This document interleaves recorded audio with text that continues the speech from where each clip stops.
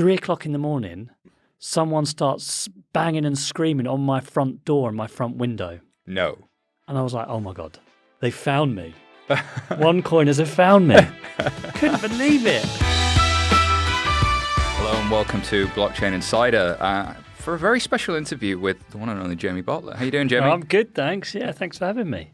Thanks for coming on the show. You've become quite well known recently in certain circles. Don't know what's going on. I did this talk about the darknet a while back, and I got a little bit of recognition for that, but nothing compared to what's happened in the last 3 months. Well, what's happened in the last 3 months is you've put out a podcast on BBC Sounds called "Is it the Case of the Missing Cryptoqueen?"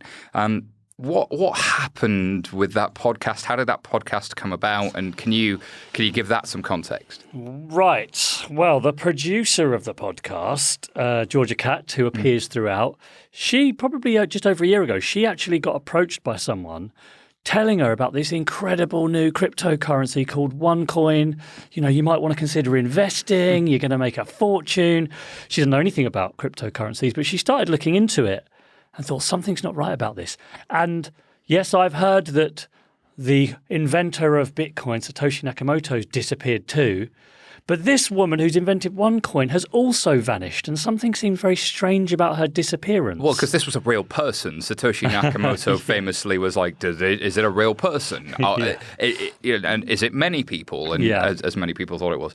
Dr. Ruja was the person in question here, was quite public at one point. Oh, completely. No, yeah, I was about to get to that, but it was just to say that the story came about from that, a very strange encounter that she had. And I think she was supposed to be working on another podcast, and she kind of stopped what she was doing, phoned me up and said, I found the most crazy story. You know about cryptocurrency, right? I've seen your work. I said, yeah, I know all about it. I know all about them.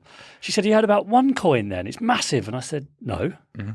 She said, what do you mean? But it's a multi-billion-dollar cryptocurrency. Wow. But I'd never heard of it. I honestly, I live and breathe this stuff. I'd never heard of it. Isn't that weird? And most of the nerds that I'm talking to on WhatsApp and Telegram and Signal and elsewhere were like, never heard of this thing. Yeah. It's like, what has crypto come to when none of us had heard of OneCoin and it was massive? Right, we'll get to that because I think that's really important and a bit of a failing on the part of the crypto world, actually.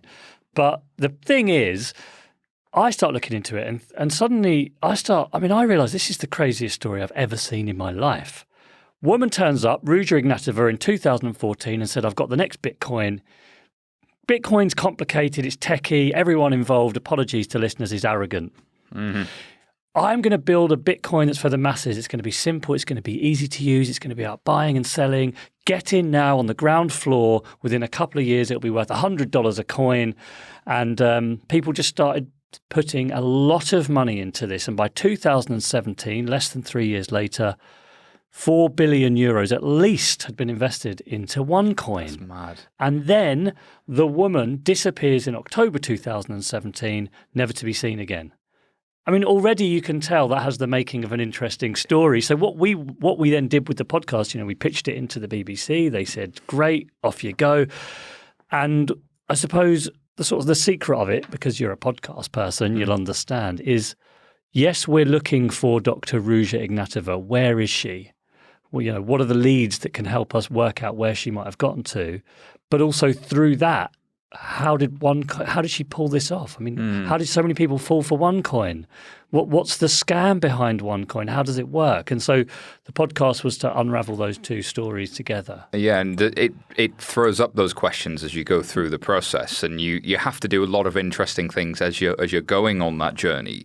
And I guess it did become sort of quite investigative. You're sort of these roving reporters at one stage. So how did you actually get started investigating what was going on and what questions you wanted to ask? What did that process look like? Well, the truth is that some podcasts are released as 8 episodes and they come out weekly, but they've all been made in advance. Mm-hmm. So it's a bit faked, if you like. But this one, genuinely, when we released episode 1, episode 6, 7, and 8, and actually 5 wasn't done at all. Mm-hmm. We still had, and we were still investigating know that feeling. leads. Yeah, okay, you do, yeah. So we made that as part of the decision because we knew that OneCoin, unlike most stories about scams, and if I haven't said it yet, OneCoin is a scam. Unlike most scam stories, that are then investigated by podcasts or whatever, the scam was still running when we started the podcast in full flow. I had a plan that I would be able to interview Konstantin Ignatov, the brother, because he wasn't arrested until March 2019 and we started in January. Wow. So when we put the pitch in, bit of secret information for you, we're going to try to interview Konstantin Ignatov, the brother of Ruja, because they're public figures. Yeah. But then he goes to the US and gets himself arrested and he's just pleaded guilty for fraud. So the first step was, of course, to set out, the broad story, do your research online, and then we knew that we were sort of up against the clock, and we wanted to get to some events, we wanted to meet some investors, we wanted to meet promoters.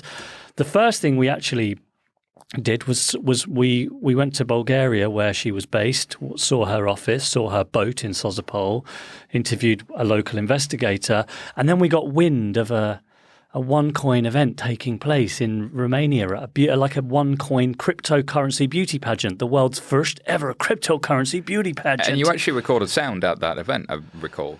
We did. Yeah, we did. Of course, we went in there. And because we really wanted to get to a OneCoin event to see how they promoted it, but we were worried that with the BBC, they wouldn't let us in or whatever. And so we just turned up. Basically what we did there was we kind of turned up and talked our way in and said, we've come a long way. We're with the BBC. We don't want, we're not going to take videos. We just want sound. And after a lot of toing and froing, they let us in. I cannot believe they let us in, but they let us into this beauty pageant. Nothing like, I've been to a lot of Bitcoin events. It's nothing like a OneCoin event. They talk the same language, but they're not the same people. They're not talking about, have you ever been to an Ethereum beauty pageant? They look quite different. There's a lot more, sort of get Vitalik buff again sort of memes. And, it's there. Yeah, and I think Unicorn Punk is their general vibe that they're going for in the Ethereum community. It's quite different. It's esoteric in its own ways, but it's nerds gone mad rather than a beauty pageant. That's for sure. So we start off. We weren't sure at the outlet what we would get. And we knew that the transmission date for episode 1 was mid-September. And so we had the summer and spring to try to get, there were people we really wanted to get. We really wanted to get the multi-level marketer, Iger Alberts, who's one of the world's top multi-level marketers who'd made millions of dollars selling OneCoin. Yeah. We knew we wanted to get the victims.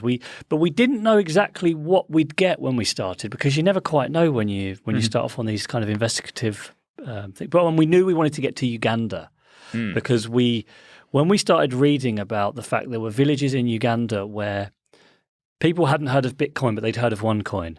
People had a whole village had chipped in together to be able to afford to buy the starter package. And I know this package language might be confusing to a listener, but maybe we'll explain it in a second. Yeah. We knew to tell that story, we had to go there. So we had a few things we definitely kind of locked in. But other than that, we were sort of waiting for people to come to us. And amazingly, as the podcast came out and word started getting around that we were doing it, other people came to us. I've heard you're doing a podcast. I want to tell my story. Wow. It could be the beginning of many, many things. I guess it must have been kind of crazy as you go down this rabbit hole. There's so many questions that this then leads to. But I think that the narrative, let's stick with that for a little while, which is what... As you stand back and look at it now, what do you think OneCoin is, and what do you think it was to the people that bought into it at the time that A, fell for the scam, and B, kind of promoted it? People who fell for the scam, other than thinking it was their chance to get in when they'd missed out on Bitcoin, and remember, nearly all of the investors into OneCoin, and there were hundreds of thousands of them, maybe over 1 million, none of them understood Bitcoin, and none of them really understood blockchain technology, but most of them had read about it, or they read articles about people making a lot of money. Seen something in the news. Exactly. People, I've heard that story about the pizza person, that famous pizza story, right? Whatever it is. Somebody bought 2 pizzas for a Bitcoin, and that's famously the most expensive pizza in history. Full folklore, isn't it, in the Bitcoin world? And so they'd seen these stories, and amazingly, they think I've missed the boat with Bitcoin, which is doubly frustrating because there were people in 2015 that thought they'd missed the Bitcoin boat and so put thousands of pounds into OneCoin, which had they put into Bitcoin, of course, would have turned out quite well for them. So for them, they thought they were part of the wider cryptocurrency revolution. So they would read the articles, they would go on to Cointelegraph, they would talk to each other about Ethereum without really understanding it, but feel they were part of the same thing, not realizing that never at a single OneCoin event have you seen one person from that world speak. And never at a true cryptocurrency event have you ever seen a OneCoin person speak. But they believe they were part of the same world. And part of the reason for that is that OneCoin would use the same language intentionally. Bank the unbanked, money without banks, financial revolution. Rather than though having a decentralized blockchain, they would say at OneCoin, this is an interesting thing we didn't really talk about on the podcast. They would say the problem with Bitcoin is it's used on the darknet markets, kind of my worlds colliding there. Yeah. It's used on the darknet markets for drugs and crime, and governments won't accept it. That's why we are building a KYC blockchain, which puts your KYC details into the blockchain. It's centralized, it's secure, it's secretive, so it can't be misused by criminals. What? Yeah, well, I know. Yeah. Yeah, I know. But the language was actually kind of you're part of the cryptocurrency revolution, but you're part of a secure one that the regulators will accept. It's not libertarian in quite the same way. And I think a lot of people have bought into this Bitcoin upgraded thing, and many people have tried to do it in the crypto community. And there was an explosion of different coins sort of after Bitcoin, which may have made this easier to hide amongst the crowd a little bit. That it wasn't just Bitcoin at this point. There was Ripple and there was Ethereum, and then there was a long tail of them, especially in 2017, and everybody had a coin, and the prices were going through the roof. And I think a lot of people were just thinking, well, I'll put a few £1,000s in. Maybe it comes off. Maybe it doesn't come off. Maybe I'll make $1 million. Maybe I'll make nothing. That's a risk I'm willing to take. Which is general kind of principle for some people that are fortunate enough to do that is never invest anything that you can't afford to lose. But of course, there were lots of people who did. Lots of people that did. I mean, everyone did. Because, well, that's not true. OneCoin, you asked how do I describe it? I mean, the actual best description is from the US authorities who call it a hybrid Ponzi pyramid scheme, which is what it is. The only thing it really shares in common with cryptocurrency is hype. It uses the language and the hype to say this is an amazing thing. The price is mathematically determined to go up forever and all of that stuff, and everyone will be using this one day. But actually, it's just structured like a classic pyramid scheme with pyramid selling, which is the key to understanding the whole thing and how it spread and how it goes from the UK to Uganda so quickly, for example. So you're bringing people in, you're recruiting people in, you get a commission when you recruit them in, and then they recruit people, and then you get a commission from everyone in your downline. And you use the new money to pay off the early investors. So it's pyramid and Ponzi combined, where all pyramids are Ponzis, but not all Ponzi's are pyramids, because Bernie Madoff's wasn't a pyramid selling structure, but it was still a Ponzi scheme. So it's essentially, even though everyone called it a crypto scam, it doesn't actually have anything to do with crypto at all. Well, and this is interesting. So I've had... so maybe I'm on the wrong podcast here. Well, no. Well, this is interesting to me because I spend a lot of my time explaining crypto to various people, as I'm sure do a lot of listeners to this show. And people do equate crypto with scams. And there have been things that did use crypto technology that have been scams. So that's not without warrant. But I do think that people have, it's sort of contaminated crypto even more than it already was because of everything that came with the darknet markets. Where do you stand on that now as you step back from this, from OneCoin versus crypto? Have you sort of do you see the things as distinct, and how are you explaining it to people? I see them as very distinct. And I know some people are upset that we've called it the Cryptoqueen because saying you should have called her the missing Ponzi queen or the missing pyramid scammer queen, but she called herself the missing crypto queen. She pulled investors in by saying this was part of the cryptocurrency revolution. The people that invested did so because they thought they were part of the cryptocurrency revolution. So I think it's fair to use the term. But when I describe it now, I do say it's not really a crypto scam. Not in the sense of, oh, I've got an ICO, it's going to turn into something amazing, and then it doesn't. And I've put together a rubbish white paper, and nothing happens, but I've got all the money now. Yeah, it's not that kind of scam. What the people that were involved at the top didn't really know anything about cryptocurrency at all. A lot of them were professional pyramid sellers or had been involved in classic pyramid scams in the past.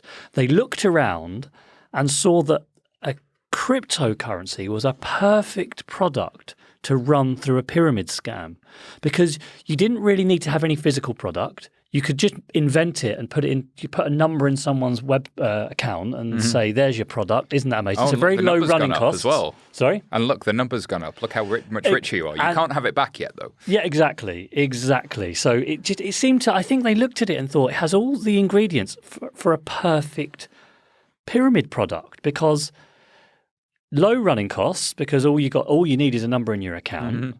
We will use all the hype and excitement about it. Rather than selling vitamin supplements, which is very difficult, and you need to, you need to stock your garage up with hundreds of boxes of vitamin tablets. You need to deliver something even if it's not doing what it says. Yeah, it exactly. And which is annoying for people, and it's hard for people to sell Tupperware to their friends and family all the time. But if you can say, I'm going to sell you a coin that's going to keep going up in value. Yeah, you are actually selling a dream. You're literally selling the dream because.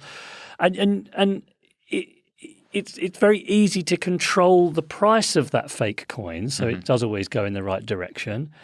I actually think they were surprised by how successful it was. That was going to be my next question, because was there something where they executed it extremely well? Was it the timing? Because surely there were other people that tried to do this playbook but weren't as successful. Like there must have been people doing MLM with crypto scams that aren't OneCoin.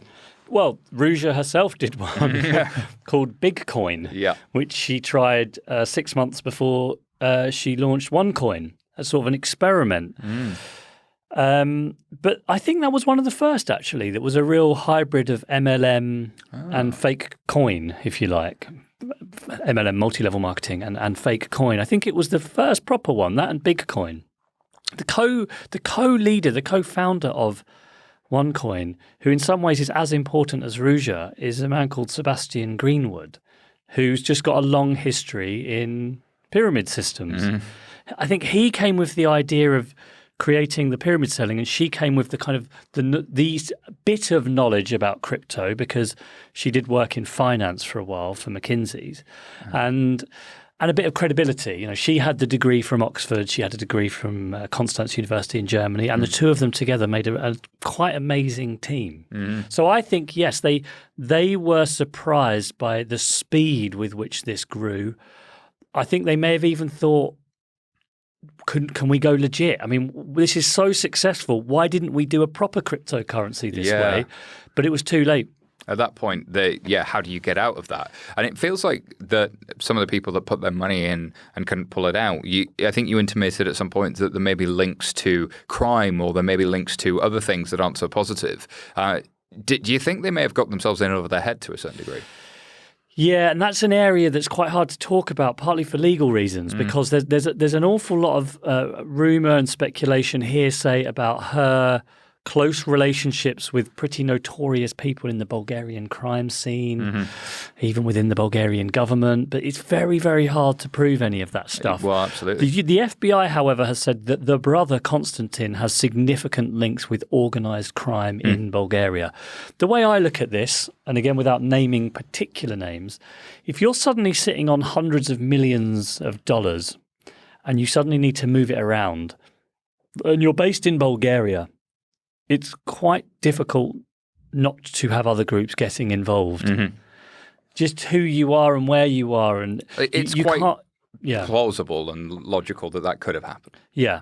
So that's the way that I see it. And there it's again, for people to understand this, the way that it worked is you would be making, as a seller, as a promoter, of OneCoin, you would make 10% on all direct sales. So if I sell you a starter pack for €500, or I sell you a tycoon pack, and these are the names they use, for €5,000, or an ultimate pack for €118,000, with which you get tokens, which are then quote unquote used to mine your OneCoin, which then turn up in your account, I make a 10% commission on your sales.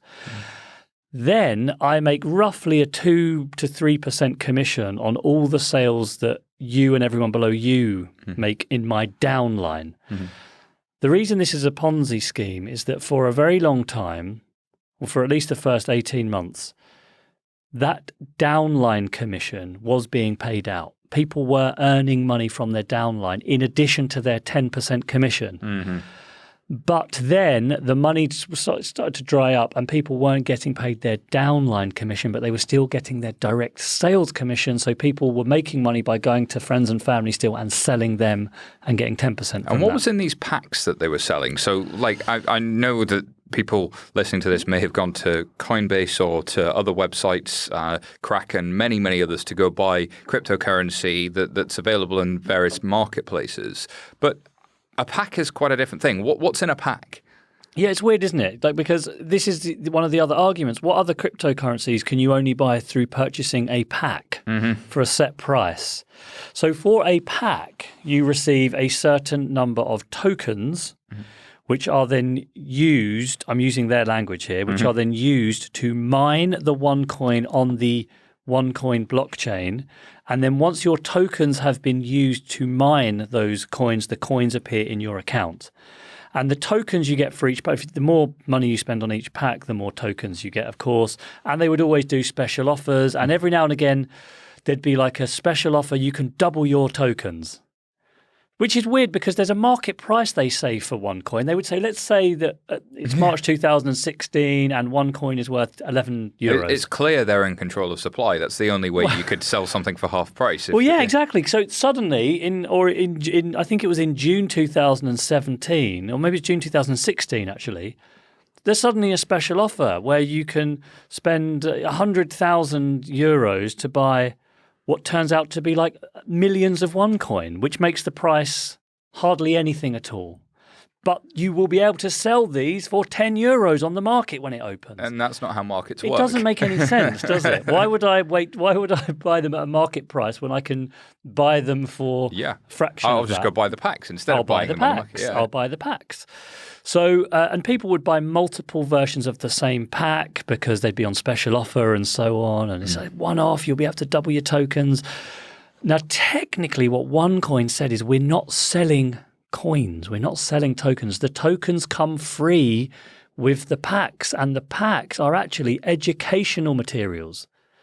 So I have seen the educational materials that you buy from OneCoin. For €100,000. So for €118,000, you get all education levels of the education materials from OneCoin, levels 1 to 7. So the more you spend, the higher level you get. For the €118,000, you get all 7 materials. But they are essentially PDF, 50 pages of PDFs, just basics about finance, and significant chunks are straight plagiarized from different books. Wow. We checked it. Wow. We got plagiarized material. At the end of episode 5 or 6, I can't remember which one now, I read from Finance for Dummies, and Georgia read OneCoin educational material, and they're just the same. Wow. That's terrifying. No, it's technical analysis for dummies. That was it. Technical analysis for dummies. My goodness. If you're going to sell it, that's a markup. You can get that on Amazon a lot cheaper. None of the material you couldn't easily find either for €10 in a book or free online on all of the amazing websites that are out there to teach you about cryptocurrencies. So the argument that this is just, we're selling educational materials that are incredible, but you just happen to get some free tokens is ridiculous, because also the investors that we interviewed, none of them said I was in it for the education. You did speak to some people who are still promoters and supporters. Yes. And they seem to be still quite vociferously supporting the world of OneCoin and or anything that even resembles it. Do you think that they were still actively promoting and selling the packs and had a commercial motivation, or do you think there were still some in there that are true believers? This is the difficulty with OneCoin. It's very hard to distinguish between the people who were also duped and also believe, and those who know full well it's a scam and they're scamming other people still. And that's, I think, what makes it difficult for the authorities to know who is scamming and who is scammed. Because when you're talking about a pyramid scheme, people who are your quote-unquote victims have also usually or often brought other people in, recruited other people and made a small commission themselves. So it's very hard to know where responsibility lies. The kind of chief victim in our story, Jen McAdam from Scotland, she had invested 10,000 euros into OneCoin, but she also recruited other people into the scam and who invested 250,000 of their money.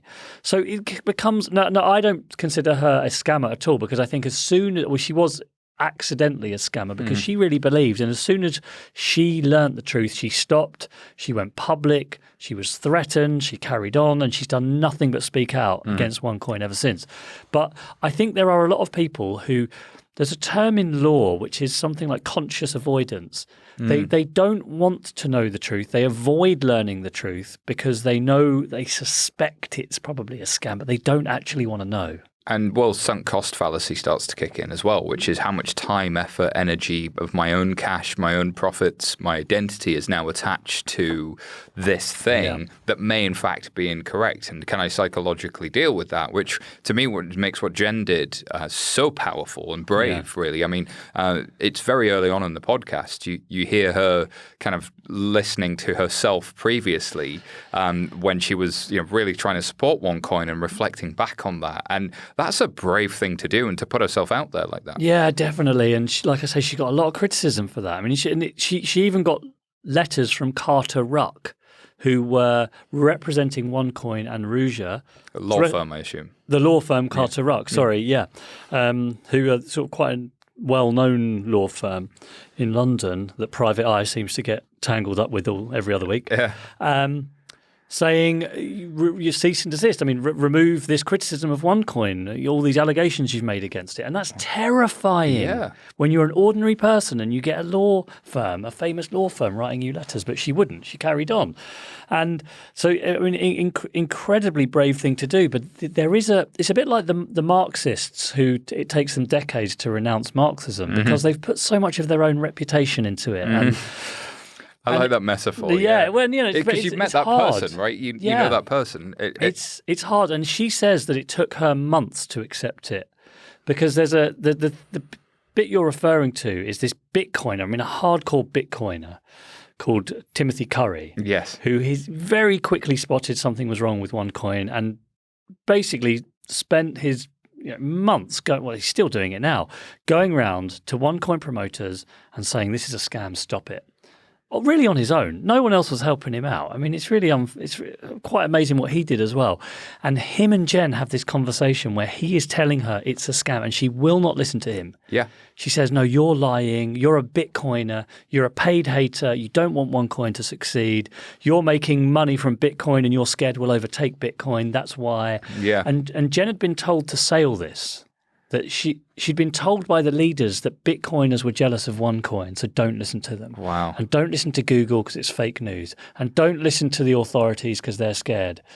And she'd so kind of swallowed all of this that she said it took her several months to read all the material that he sent her and to finally accept it. Now, the thing is, once you accept it's a scam, it's almost like you flip 180 degrees immediately. Yeah. Then you're and then you see the world in a different way. Oh, and I don't know if you've ever been through therapy, but there are moments that you have moments of clarity in life that are terrifying and yet so like a weight is lifted sort of thing in a weird way. Exactly. And I interviewed an amazing professor who specializes in cult psychology and that kind of thing. And she says it's like a switch moment or a flip, where often it's a small thing. She's talking about people that leave cults. And there are cultic elements to this. The way they talk about Ruja, our savior. Even when Ruja disappeared, the supporters would say, no, she's gone into hiding for the greater good. She'll return one day as the Messiah. that sometimes there's just a moment of clarity, like you say, a switch moment or a flip moment, where suddenly, whether it's the straw that breaks the camel's back, you see the truth and you can barely believe that it took you so long to accept it. Which is incredible. And I think taking people on that journey has made the podcast quite popular. But I think it's good for Bitcoiners and other crypto enthusiasts to listen to Jen, because to me, she represents how an ordinary person sees cryptocurrency. Completely agree. And I think how crypto people come across to ordinary people as well, which I think is so important, in that crypto people attack other crypto coins all the time, calling each other scams when they have, to the outside world, equal merit, and possibly to those of us quite close to it, they're different, but they're not necessarily scams. They're legitimate and illegitimate in equal measure, and that behavior in itself makes what Jen experienced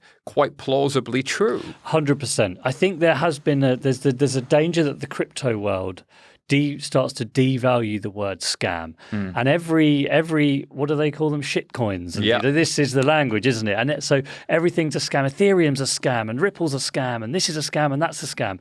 And when you start calling everything a scam, a genuine pyramid Ponzi scheme is just another scam. And then to someone like Jen, who's seen every cryptocurrency called a scam, including Bitcoin, OneCoin being called a scam is like, well, no giant surprise. Yeah, you're calling Ethereum a scam, and people are making money on that. So what's the difference?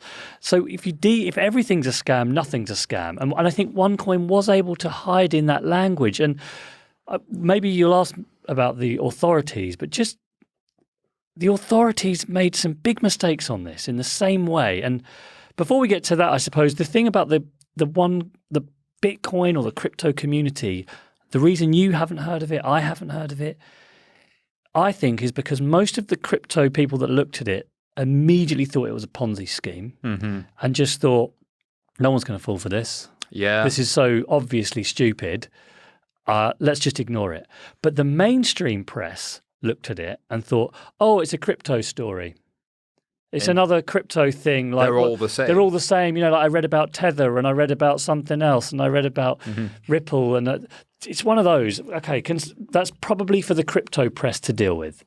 But the crypto press looked at it and said, oh, it's a Ponzi scheme. I'm ignoring it. It's nothing to do with crypto at all. So it fell between the cracks. So no one really covered it. And the people that were investing did not obviously see it was a Ponzi fraud because they didn't know about it. That was it there to be taken advantage of. And I think it's frustrating for those of us that really do see some value in the technology and value in some of the ideas around the economics and the game theory and even the cryptography itself and the computer science. There's something amazing in all of that.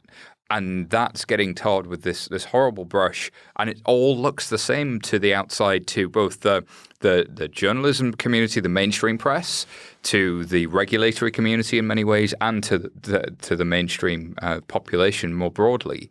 And there's a need for conversation like this to kind of dive underneath that. Definitely. Tim Curry, who's that critic, the OneCoin critic, I think is a good way of putting it. He says he loves the technology, he loves Bitcoin, hates OneCoin. Could be a T-shirt. Yeah. Loves Bitcoin, hates OneCoin. He says, I want us to self-regulate. I don't want too much regulation because I think it will destroy the technology. And I saw that OneCoin would lead to the regulators crushing all of this cryptocurrency. And it would be unfair because OneCoin is not a cryptocurrency. Mm-hmm. So we need to self-regulate. But what does self-regulation mean? Well, it means us in the community should have been going out and aggressively calling OneCoin out so ordinary people wouldn't fall for it. But I'm afraid to say most of the cryptocurrency community just didn't. They just ignored it. I would hold my hand up and include myself in that, right? And that's what happens. Yeah. And I spoke to Tone Vays about this. Very briefly, I interviewed him for. We went onto a blockchain cruise actually, and it didn't get into the final program. I'm afraid because it was a bit too. The investigation took a different course, and very often when you're making either a TV show or a podcast, you spend 3 or 4 days on one thing that just gets cut out. Yeah, and you're like, oh no. So I interviewed Tone Vays, and we talked about OneCoin, and he actually said, oh yeah, OneCoin. It's too obvious for my listeners. I didn't really talk about it because it's such an obvious scam. Yeah. And I was like, no, but the ordinary people, 1 million ordinary people, it's not obvious to them. Yeah. And if you want to protect the crypto space, you have to be policing that space for ordinary people too who might get sucked in. I think there's some value in industry-led and community-led action. There are some companies now that make a lot of money out of crypto that are doing some things. There's several organizations. There's INATBA, there's Global Digital Finance, which I'm one of the founders of. There's the Coin Center guys in the US. There's the Chamber of Digital Commerce. There's lots of these organizations now that have taken quite a bit of money to do things around education. And there's a role for them. There's a role for the companies themselves. But then there's a role, as you say, for the community. And I think across all of those. And then the third thing is the regulators. Yes. I think they've put out very vague guidance globally around watch out for scams and do KYC. But as we know, A, is that effective? And B, is anybody in the mainstream actually even reading that? The regulator puts out a guidance. Do you know anybody how many people actually read these things? Right. Well, the thing about the regulators, there's a separate thing about the police, which I'll say something about in a second, because I think maybe the police are as important as the regulators. But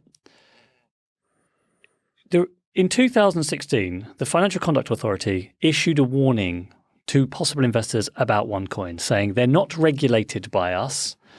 They're outside our perimeter, or whatever the language is. Which totally makes sense to person on the street. Yeah, exactly, outside our regulatory perimeter. What does that mean? That could make it interesting. But But a kind of warning about OneCoin, which they then removed in August 2017, saying it has been up for long enough. Now, what the FCA maybe didn't understand is that OneCoin promoters took the removal of that warning as proof that they now considered OneCoin to be a legitimate investment. Guess what, guys? If they took down the warning, it means they don't think we're a risk anymore. And they used that to then push it, not just in the UK, but in countries like Uganda. Yeah. So a Uganda investor is now told the FCA in the UK, the gold ribband regulator in the world's leading financial centre, no longer considers OneCoin a risk. Wow. So the FCA actually has a responsibility, I think, beyond its borders, because people around the world will look to the FCA because scams like this are obviously cross-border. But it's very frustrating because what the FCA then said was, we've already issued warnings to investors about investing in cryptocurrencies. Like OneCoin, like Bitcoin, Litecoin, OneCoin. They conflated Meaning, investors looked at it and thought, oh, well, it's in the same category as Bitcoin and Litecoin. Yeah. So that was actually accidentally was pushing OneCoin's own propaganda.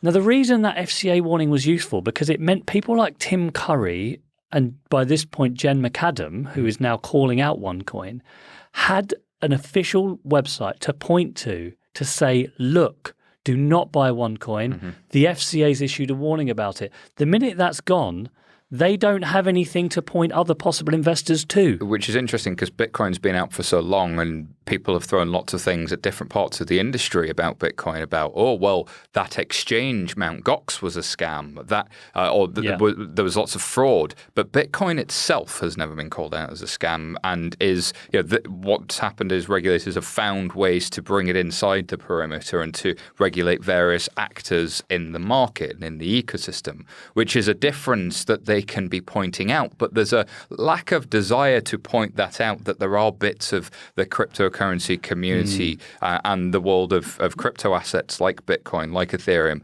can be legitimate and legitimized, because I think from a policy perspective, there's so much downward pressure from politicians. Oh, that Libra thing is horrible. China's doing a central bank digital currency. We have to push back on this, and we have to make sure that we don't be seen to legitimize it. So to their defense, I suppose, or to try and balance the argument, they're in a hard spot with some of this stuff. They can't overcommit to crypto, but the difficulty of getting that right as well, when the FCA deals with horrible things day in, day out that it's trying to call out. This is one of many, unfortunately, in the world.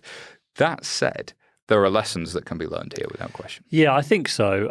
I think that careful language with these kinds of scams, and not sort of inadvertently lumping them all in together is really important. And I think they need to understand how scammers play the regulators.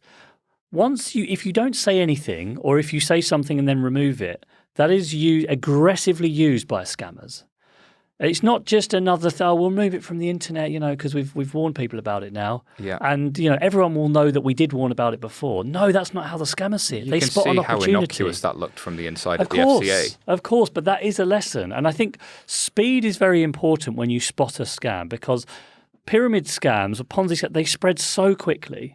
So every month that you don't do anything is possibly thousands of investors that have lost out. I feel a working group coming along yeah, somewhere. possibly, and it's.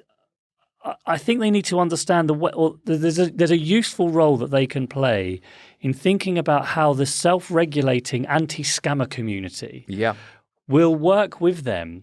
They will say an early warning system or something. Exactly. It's like dogs that bark, right? Listen to the barking dogs, and they'll wake you up and alert you to a threat. Yeah. They might be barking at the moon sometimes, but they might also be barking at a scam. So and even sort of a carefully worded warning, because I think the initial warning from the FCA wasn't saying straight out this is a scam cryptocurrency. Although, to be honest, if they'd have investigated it carefully and they would have seen the background of some of those people involved, they'd have looked at the multi-level marketing aspect, I think they could have made a pretty sound judgment on this. Yeah. But even if they word it carefully and they're very cautious, it's still something for the self-regulating anti-scammers to point to help them stop the scam themselves. I think there's something in how they point to it as well, though. I think the vociferous nature and the strong language that they sometimes use can be very off-putting, again, to person on the street, but also to the regulators. Yeah. There's a way in which these things can get done. If you want to achieve your outcome, maybe doing it the way you've always been doing it isn't getting to success. You need to change how it's done. And that might be a lesson as well. But there's still, even though the Mark Scott has been convicted in the US for money laundering OneCoin proceeds, the brother Konstantin has pleaded guilty. We've obviously got our podcast out. As far as I know, there's no OneCoin warning on the website still. Wow. Hasn't been reinstated. There are several other schemes that look, I can't say too much legally, but that look remarkably similar to OneCoin, let's just say that they could investigate and put even softly worded warnings about, specifically about particular cases, lumping them all in together as part of the be aware of investing in cryptocurrencies because it's all kind of not regulated properly by us or protected by us, is not really good enough when you've got this proliferation of all sorts of different, very clever scams. Interesting. And then you mentioned the police. Yes. Could have been doing some things. What are your thoughts there? There were very few convictions relating to OneCoin until 2 months ago, which was nerve-wracking for us as well. You know, and it's hard for the BBC to call something a scam when there's not that many people that have been convicted for it. So what's frustrating, and what I think a lot of ordinary investors find frustrating and don't understand, is how is it possible that people are openly still promoting this in the UK? Yeah. I don't understand. Why has no one been arrested for this? Yeah. And I think even one or two carefully chosen arrests within the UK early on for, I don't know what exactly, bank fraud is normally an easier charge to stick than wire fraud, for example, just to demonstrate and sort of exemplary punishments. Again, so the people who are trying to call out OneCoin could point to near the top of the pyramid and say, look, these people aren't trustworthy. It's weeding the garden before it gets overrun, isn't it? Exactly. Look, they've been arrested for, what's the thing with Al Capone, and what did he get done for in the end? Yeah, it was something small. I can't Something remember. relatively small, wasn't it? Some fraud case or whatever. Maybe it's a similar thing here, because now that Mark Scott has been convicted for money laundering, I mean, that's a real death blow to OneCoin, because you've got someone really near the top who was involved in money laundering getting convicted. Indeed. And that could have happened in 2016 in the UK with some of the top investors. I can't name people, of course, for legal reasons, but a couple of carefully selected arrests might have really deflated this early on. Wow. Interesting thing what could have happened, but also what lessons we can learn. And I think that's the really productive point. I'm going to go to a quick fire round because we had loads of questions. You were, when 11FSers found out that you were coming in, it was a Slack sellout. I got all kinds of messages. So first one is actually one because it's a cryptocurrency story that's actually kind of exciting and that's crossed over, and I think it was like the ultimate murder mystery. People have described it as being like serial, but that happened in real time. Yeah, there's something about the production quality that you guys did, so hats off. But also the following the investigation real time that I think has just made it wildly popular. But the first question, and this was producer Petritz, was: did you expect it to become so popular? What did you expect?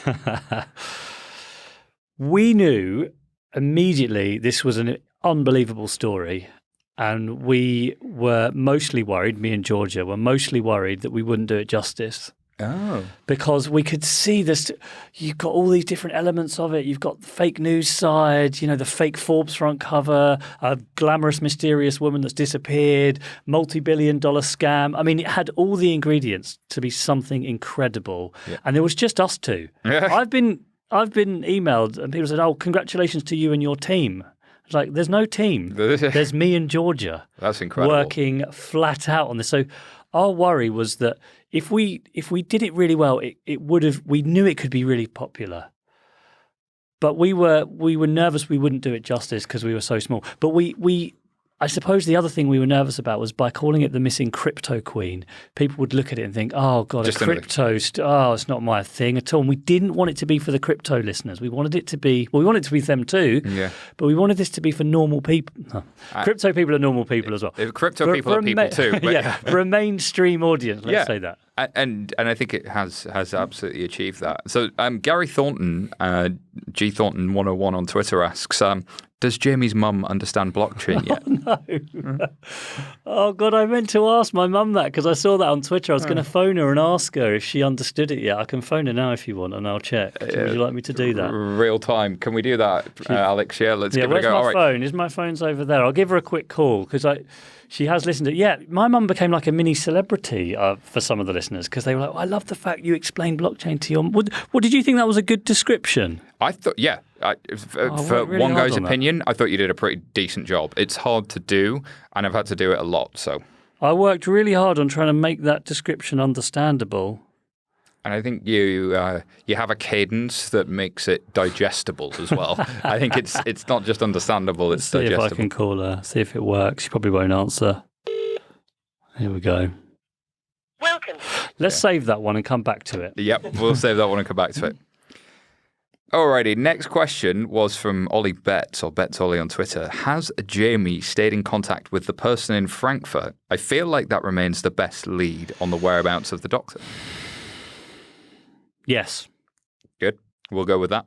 That was an excerpt, by the way, from a 40-minute phone call. Wow. There's a lot more in there. We were always playing a difficult game of telling the story in real time, but we thought we might actually find her in Frankfurt, and so we didn't want to reveal too much in case she was listening. Yeah. And then just vanished. So we were constantly weighing up, what do we say and what do we not say to keep this... We hoped we might literally bump into her in the street. Which makes me want to ask, so Elliot Foreman from 11FS asks, what would you do if you did? I've thought about that a lot, I have no idea. I mean, both legally... Like, do we call the police? Yeah. I'm not even sure that we're What are you supposed to do? What are we supposed to do as someone who we believe to be a, wanted fugitive? I mean, obviously what we do is go tearing up to her with microphone in hand saying, it's you, isn't it? It's you, Dr. Ruja. Will you answer our questions? Will you speak to us with the microphone? Then make sure we get us running after. Yeah, the Foley. And I don't think she'll be walking around on her own. I think she will have bodyguards with her, so it'll be very hard to actually get close to her, but it would do the whole watchdog thing. Exactly. The builder been scamming somebody and go confront them. It would have been chasing her around the streets, I think. That would have been funny. But you know what? The one question I would have asked is, did this get bigger than you thought? Did you lose control of this? Did you think it was going to be another 5 million ICO scam that you just disappear and everyone would forget? and it actually turned into the biggest scam since Bernie Madoff. And did you expect that to happen, or was that a surprise? I wonder if we'll ever get the answer. Yeah, I mean, the questions ask themselves, don't they, in some cases? The question from Jason Waterman at 11FS. Who was the source at the end of episode 8? Oh, come on. You really think I'm going to tell you Yeah, that? you got to ask a journalist for sources. And the last question from me is, do you think there'll be a season 2? I've been asked that one a lot as well, funnily enough. My personal view about season 2, I don't know if there's a whole season in it.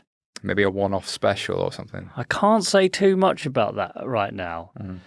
Clearly, for anyone that's listened, the story's not entirely... There's not closure on this story yet. A weird Christmas special with some cameos. Like The Office. The thing is, I mean, what do you think about this? If we did another episode and we still didn't find her, would you be disappointed?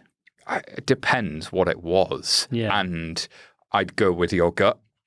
Yeah. That's generally the only rule I've ever gone. And then see how it performs. Yeah. Because there's a danger in that. But because there's definitely other strands to investigate here. Yeah.